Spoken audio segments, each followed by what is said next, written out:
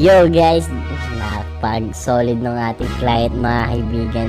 Kung mapapansin nyo mga kaibigan, ballpen lang yung ginagamit natin. And syempre mga kaibigan, kung gusto mo mapanood yung full video nito mga kaibigan, nakita mo isang camera kaibigan. Di ba dalawa yung camera natin gamit kaibigan? Kung gusto nyo mapanood yung laman ng pangalawang camera natin kaibigan and yung full video, syempre ano pa dapat ang gawin mo, di ba? Syempre, click the join button beside the subscribe button, and don't forget to click the subscribe button and click the notification bell para ma-update kayo every time na may post tayo. Yan.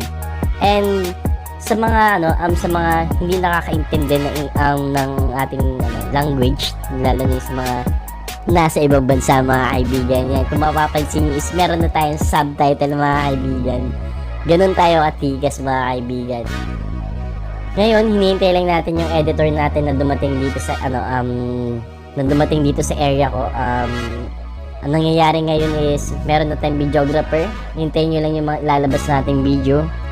Syempre mga kaibigan, pasolid naman yung ginagawa nating video mga kaibigan. And syempre, talagang yung mga chicks kita mo naman talaga naman matitikas para walang kakamot-kamot. Ganun tayo pumili ng mga chicks para hindi tayo basta-basta nagtatato na kung ano-ano. Kita mo naman, binabagay natin sa klase ng katawan ng tinatatuan. Kasi unang-una,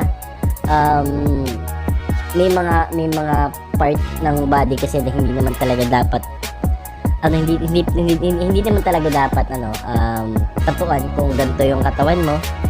Pero pag mga ganito yung katawan, kahit saan kuya, talaga naman matikas.